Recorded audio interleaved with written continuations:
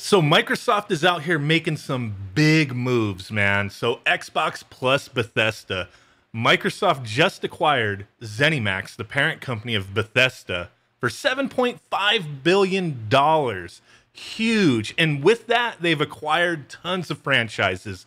Dishonored, Wolfenstein, The Elder Scrolls, Fallout, Doom, The Evil Within, Prey, and more. So there's a lot of talk going on out there today concerning this.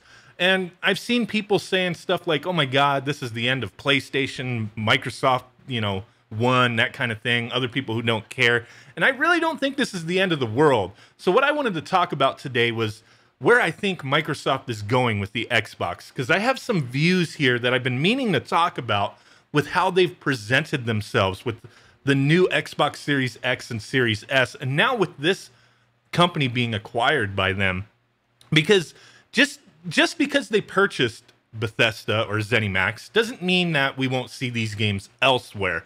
And also from everything that I've seen, the exclusivity deals that Bethesda had with PlayStation are still in place. Just because they were sold doesn't mean that necessarily gets all wiped away unless there was some clause in the contract there. So that stuff is still happening. And I also see, there's so much money on the table here. The Elder Scrolls, Wolfenstein, Fallout, Doom. Would these just stay to that Microsoft ecosystem, being on the Xbox only and on the Windows, store, that kind of thing? I don't think so. And Microsoft has proven this with, some of their recent releases anyway, like Minecraft Dungeons going everywhere. It's on every system out there. Microsoft is a business. They want to make that money, and it doesn't make sense to leave money lying on the table. So like with Minecraft, they know there's a huge fan base, and with these games back here, a lot of them also have huge fan bases of people who are not necessarily going to jump to buy an Xbox. Sure, there's plenty of them already out there, but there's going to be people who don't want to buy an Xbox, who have a PlayStation or a Nintendo Switch, or maybe they just game on the PC, whatever the case may be. And Microsoft for sure is going to put this stuff out there. It only makes sense. They're going to want to make that money. Now, I do foresee them doing timed exclusives on their own device. Of course, they want to push people to buy an Xbox, right? That only makes sense. But still, if the new Elder Scrolls comes out and it's exclusive on the Xbox for a few months, then it comes out on the PS5, there's going to be people who are annoyed by that. But hey, they're still going to make their money and people are going to have access to it. What I foresee happening, though, is sure, there may be new franchises that come out of this that remain exclusive to that Microsoft, playing on PC through their stuff and on the Xbox alone. I do foresee that happening, but I think Microsoft with the Xbox, they're really positioning themselves a little differently this time around. And it was kind of foreseeable with all the different things they're doing. xCloud, right? Having the Xbox Game Pass with the new Xbox Series X and S having huge backwards compatibility with original Xbox, Xbox 360, and Xbox One. I mean, that's big. That's huge. Backwards compatibility with thousands of games. I really think Microsoft is positioning themselves out of the console wars. What do I mean by that? Almost like how Nintendo, do you really, okay, you could look at the numbers and see what the sales are. Of course, as a business, that stuff matters. But Nintendo, when you think about them, they're kind of in their own thing, right? They're kind of out there. And I'm not saying Microsoft is doing the same thing as Nintendo, because it's quite obvious they're not. But I feel like they're leaning more toward a whole giant ecosystem of we offer these games to be played and they're available for anybody to play them. You have an Xbox One, you have a PC, you have a cell phone, that kind of thing with xCloud. And the evolution of all that stuff. And with the Series X and S having that segment between those two consoles, the power behind them, they're quite different consoles when you really look at it. But then at the same time, it just really reminds me of PC gaming. And that's what, Microsoft knows. They know PC, they know operating systems, that kind of thing. And I feel with this next generation of Xbox systems that they're shifting away from that console mentality. This is the only way to play this stuff. I just think they're making that an option, especially having a $300 Xbox Series S coming out. Sure, it's only digital. I do think they'll do a disc-based version eventually, maybe somewhere down the road on that lower version system.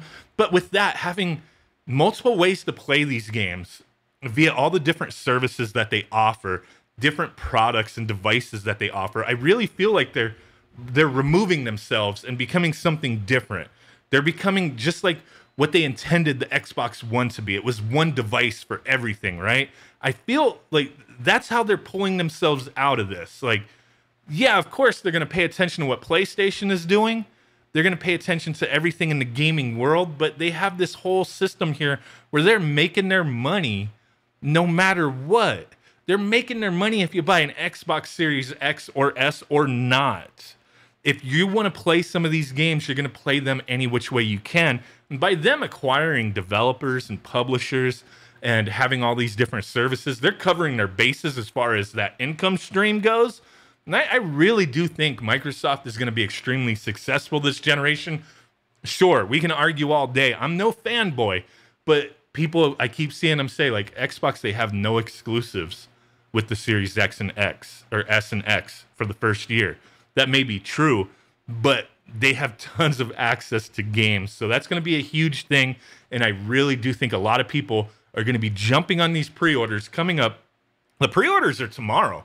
As of the recording of this video, less than 24 hours away, pre-orders for the Series S and X are going to be going up. And they have that deal where you could do the all access $35 a month for an X, or I believe it's $25 for the S, where you get 2 years of Xbox Game Pass and you pay that for 2 years.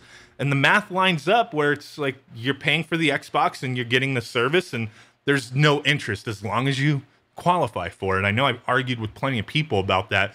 This is an offer through a bank, through a credit company. It's not just some magical thing that you click, I want to buy it this way, and you get it. You have to be approved for it. So keep that in mind. There is going to be a credit check and whatnot. 0% APR for 24 months. If you dig through the details, I mean, I don't know. Approval of Citizens One line of credit at 0%. So you got to look at their terms. I know we talked quite a bit about that previously on one of my videos and through the comments and whatnot. But with them positioning themselves this way, having a monthly, like $35 a month, like instead of paying $500 at once, you know how many people are going to jump on that? It's going to be astronomical. I think plenty of people are going to be out there trying to do that tomorrow morning if it's available. I'm not sure how they're doing this with the pre-orders, but there's going to be a ton of people trying to, get an Xbox Series X or S through Xbox All Access. And for them to have, EA Play added onto that, just ridiculous, man. It's definitely a crazy time to be a gamer who cares about next generation and current generation stuff. I think Microsoft is definitely positioning themselves to be in a unique position where it doesn't really matter what other companies are doing. And I find this stuff fascinating. That's why I'm talking about it. I don't know if I've conveyed this well enough, or, hopefully you understand where I'm getting at with this, that they're just creating this whole ecosystem of playing Xbox games, and you don't necessarily need an Xbox to do so. I find it crazy the way they're doing this. This is pretty interesting stuff. I'm really excited for the next gen. I'm still contemplating. I got that PS5 pre-order, and I do want an Xbox. Like, maybe I'll have to do the all access. I don't know. We'll have to see. Let me know what you guys think down below. Really do appreciate you guys hanging out, watching my videos. Hit that like button, subscribe if you haven't done so. Drop a comment down below. The interaction really helps my channel grow, and it is mucho appreciated. You know what I'm saying? So thank you guys, and with that said, big ass thumb butt for you. I will catch you guys next time. Peace out, bye-bye, and boom. Bye.